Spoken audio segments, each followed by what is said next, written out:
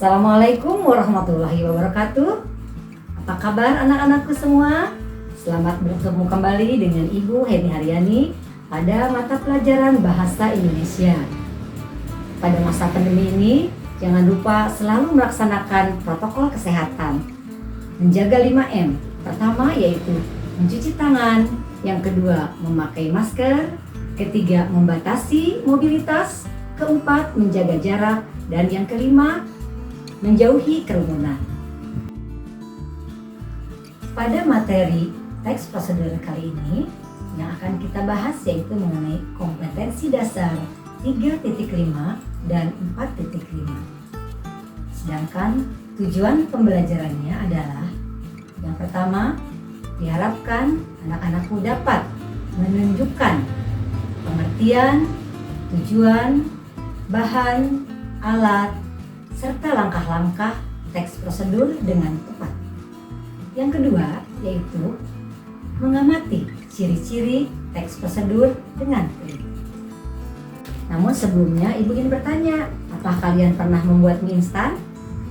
Dari mulai menyiapkan bahan, kemudian memasaknya sampai dengan menyajikannya, itu adalah salah satu contoh teks prosedur. Jadi apakah itu teks prosedur?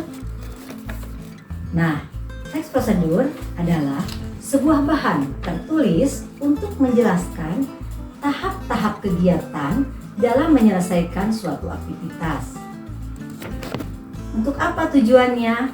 Nah, tujuan teks prosedur yaitu untuk menjelaskan bagaimana kegiatan harus dilakukan agar si pembaca dapat secara tepat dan akurat mengikuti sebuah proses membuat sesuatu, melakukan suatu pekerjaan, atau menggunakan suatu alat. Ya, selanjutnya anak-anakku, apakah ciri-ciri teks prosedur? Yang pertama yaitu teks prosedur itu menggunakan pola kalimat perintah atau imperatif. Yang kedua yaitu terdapat panduan langkah-langkah yang harus dilakukan. Kemudian yang ketiga yaitu menggunakan kata kerja aktif. Yang keempat, menggunakan kata penghubung atau konjungsi untuk mengurutkan suatu kegiatan.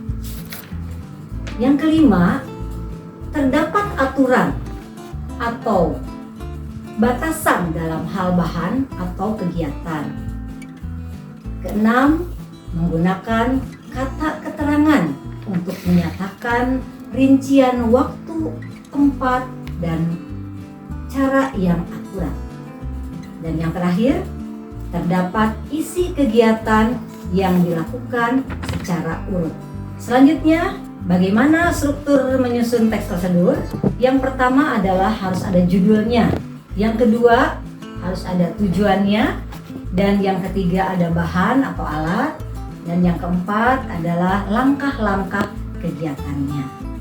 Nah, selanjutnya anak-anakku, Ibu akan memberikan contoh teks prosedur yaitu tentang cara membuat. Nah, ini sebagai salah satu contohnya adalah membuat masker kain.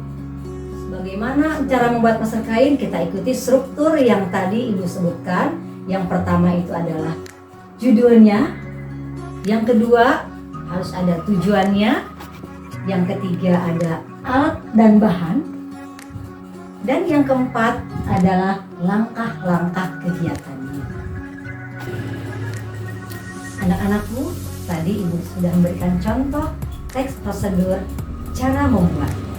Selanjutnya akan Ibu sampaikan contoh teks prosedur cara melakukan. Salah satu contohnya adalah cara mencuci tangan dengan baik dan benar.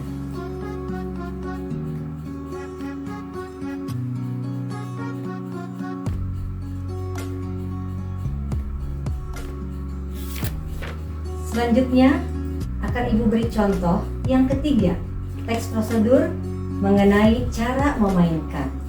Salah satu contoh cara memainkan di sini adalah memainkan angklung.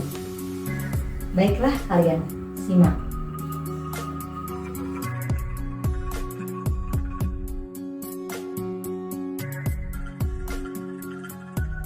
Anak-anakku, demikian materi yang Ibu sampaikan pada hari ini.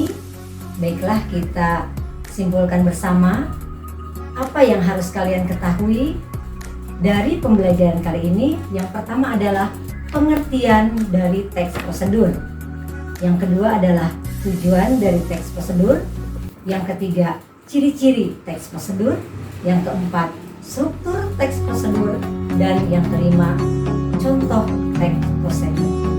Demikian yang Ibu sampaikan. Semoga bermanfaat. Selamat belajar dan tetap menjaga kesehatan. Assalamualaikum warahmatullahi wabarakatuh.